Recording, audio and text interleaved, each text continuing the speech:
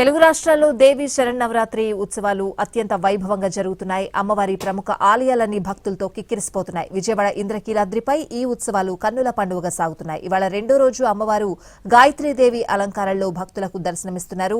వేకువజాము నుంచే భక్తులు భారీగా తరలివచ్చి అమ్మవారిని దర్శించుకుంటున్నారు. ఇక నవరాత్రి వేడుకలకు భారీ ఏర్పాట్లు చేశారు అధికారులు.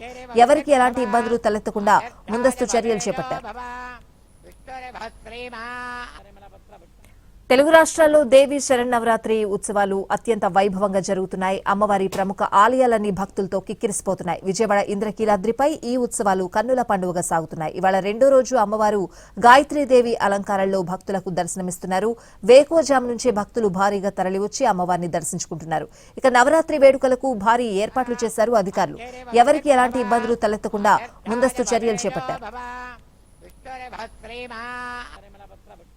తెలుగు రాష్ట్రాల్లో దేవి శరన్నవరాత్రి ఉత్సవాలు అత్యంత వైభవంగా జరుగుతున్నాయి. అమ్మవారి ప్రముఖ ఆలయాలన్నీ భక్తులతో కిక్కిరిసిపోతున్నాయి. విజయవాడ ఇంద్రకీలాద్రిపై ఈ ఉత్సవాలు కన్నుల పండుగగా సాగుతున్నాయి. ఇవాళ రెండో రోజు అమ్మవారు గాయత్రీదేవి అలంకారంలో భక్తులకు దర్శనమిస్తున్నారు.